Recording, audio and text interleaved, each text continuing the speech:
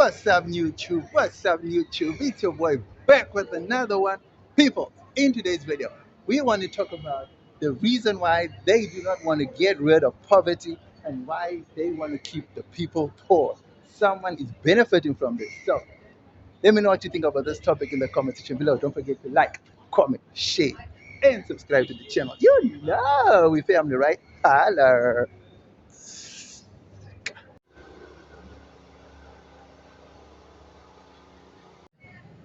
People,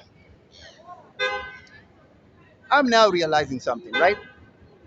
I now realize something.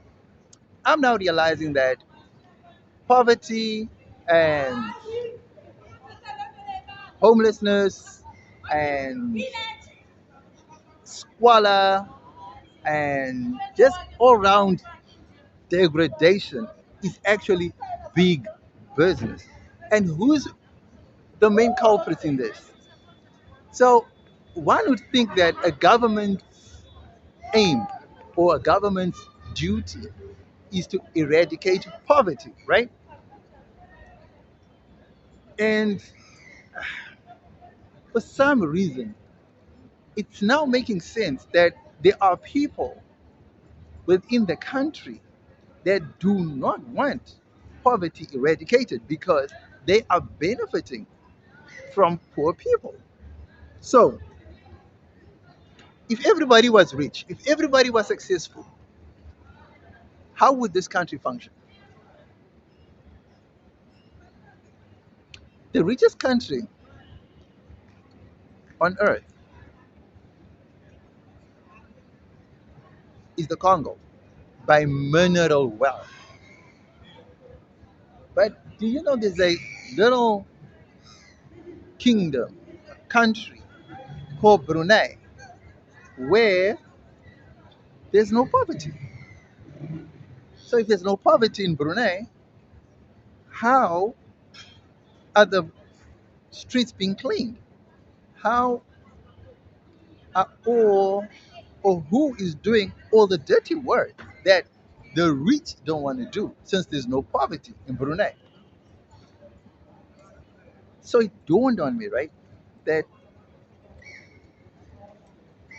although the government may want to eradicate poverty, there are private citizens, private companies, private entities that actually advocate for poverty and for homelessness because it's big business. Now you may ask me how that is possible. How can homelessness and how can poverty be big business? Picture this.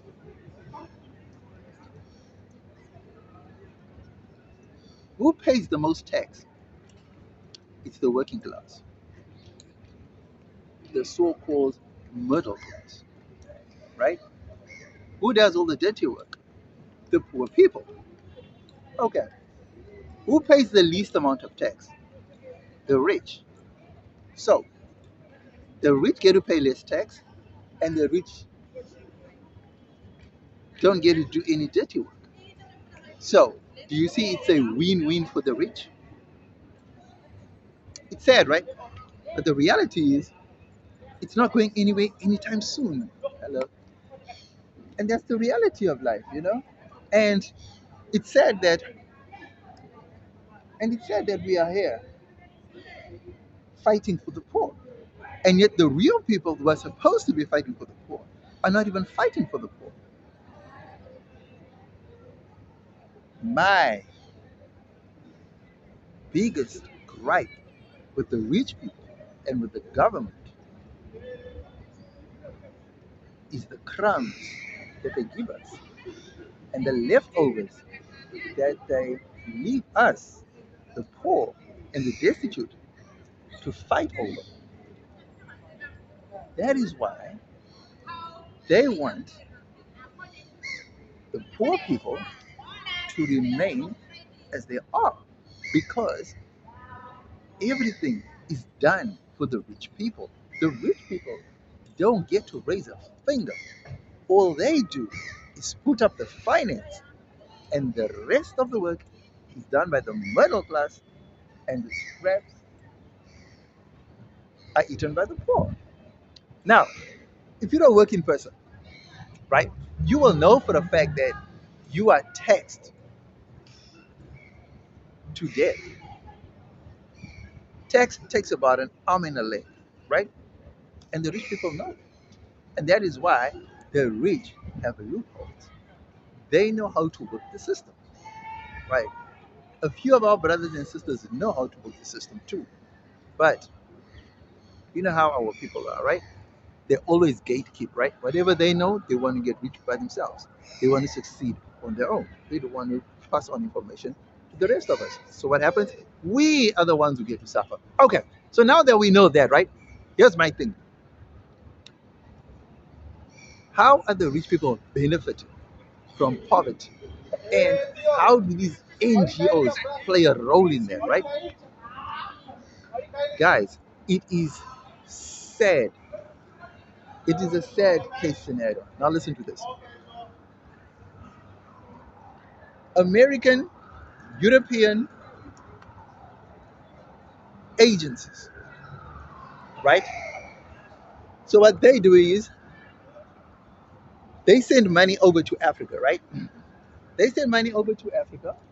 They send money over to Africa for the homeless, for the poor, and for the destitute, right? Millions. Guys, I'm talking about millions, right?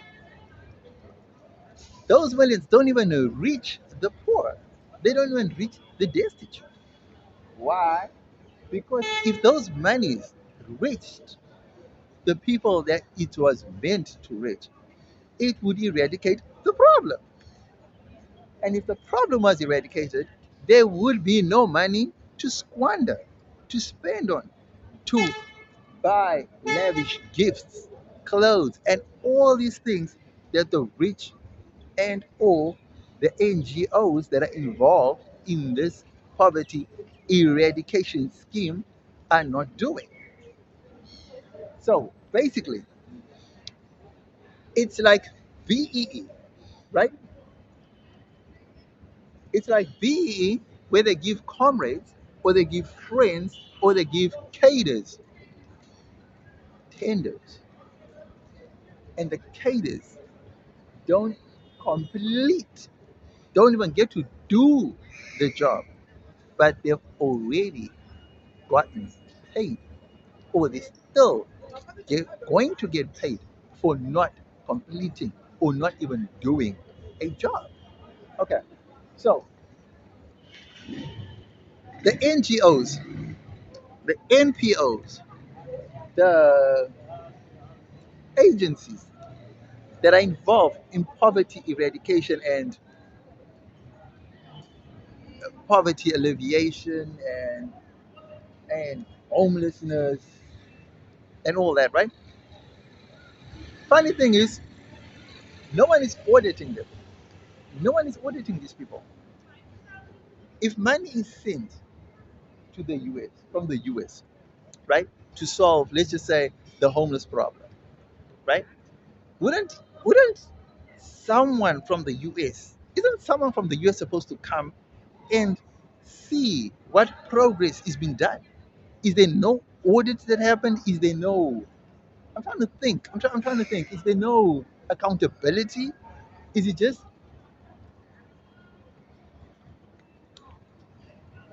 do the aid agencies or do the MPOs or NGOs just send fictitious reports of progress? So let me give you an example. Let's just say during the night, right? The homeless people sleep on the street, right? They come, they take videos, they take photos of them. And then during the day, when those homeless people, obviously, during the day when town, when the shops open and everything opens, obviously they can't sleep there, right? Then the security guards chase them away. Then do they take videos of the same place, but during the day when the shops open and then they tell the aid agencies, yo, look at this. We've eradicated these people. Problem solved. I'm trying to think, is that, or do they take a photo of a different location? Do they take a video of a different location? Because it truly doesn't make sense, guys. At the end of the day, for me, I'm just thinking to myself, okay, if if I was the donor, right, and I'm handing hard-earned monies to agencies in Africa to eradicate poverty, I would want a step-by-step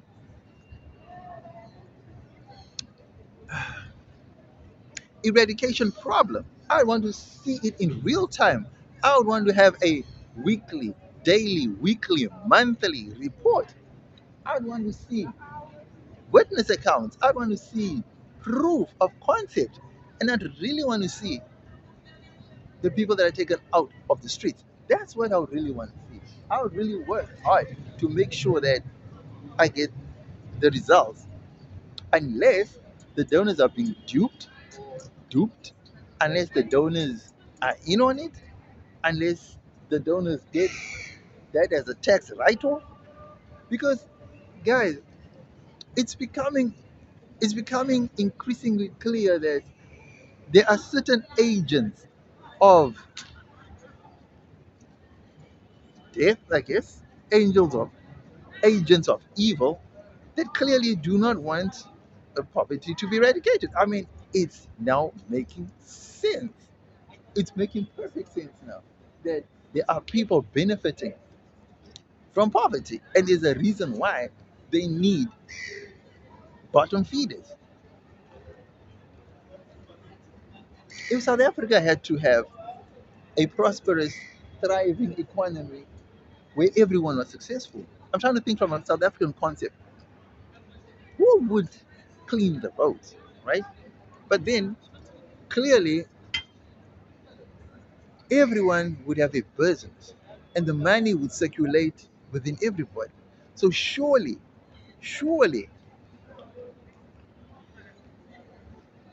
no, no, no, no, it wouldn't make sense because it means these people have to spend more money. Instead of paying a person peanuts, you'll have to pay a company, and that is what they don't want. So the real thing is that is why they actually need poverty. They need slaves. Chains may be gone. The new chains are wages. So instead of having chains around your neck, you now have debt. You now have peanuts in terms of salaries. And that is how these people are gaining, willfully so. Guys, we are in trouble. I now realize what Malema talks about when he says white monopoly capital. Because the very few at the top do not want the rest of us to climb to the top because the pie will become smaller, and that's what they don't want. So, is there a solution to this?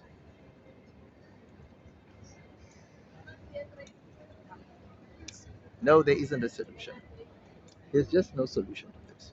Because the people that actually fund the political elite are the very people who are pushing for the poverty agenda. You see, if there was a concerted effort from government and private players, poverty would be eradicated. Shacks would be eradicated. Townships would be eradicated. But because it's a concerted effort to keep poverty in play, to keep people desperate and destitute, so that you become reliant and dependent on these people and these companies and their monies. Now they've got us by the throat and by the feet. We can only move if and when they say so. So, is there a way out?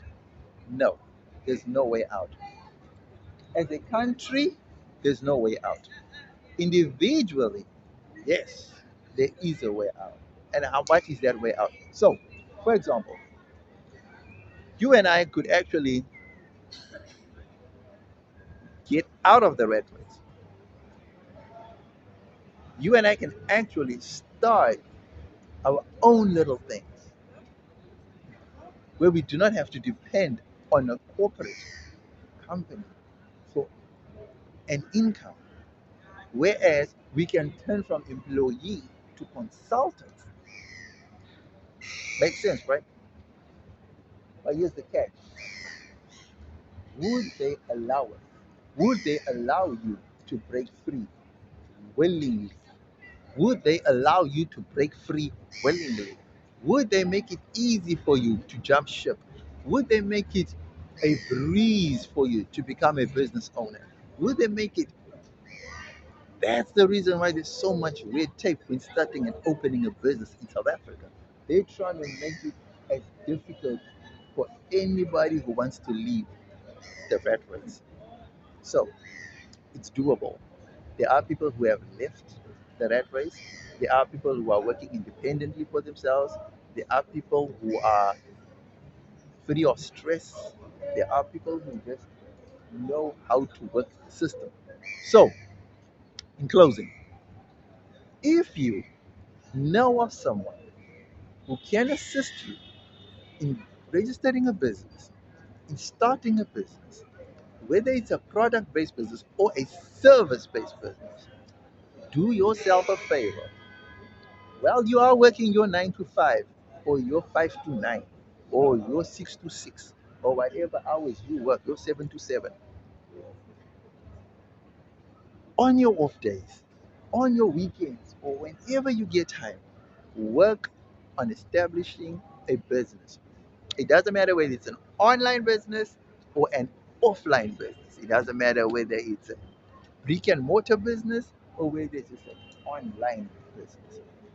Do yourself a favor and start one now before it's too late, because the windows of opportunity will not always be there. So while you still have an opportunity, while you still have energy, and while you still have the mindset to do what you need to do it now. Because the longer you wait, the more those windows of opportunities close. Trust and believe. Let me know what you think about this topic. Do you think I was on the money, or do you think I totally missed it with this one? Don't forget to like, comment, share, and subscribe to the channel. You know we family, right?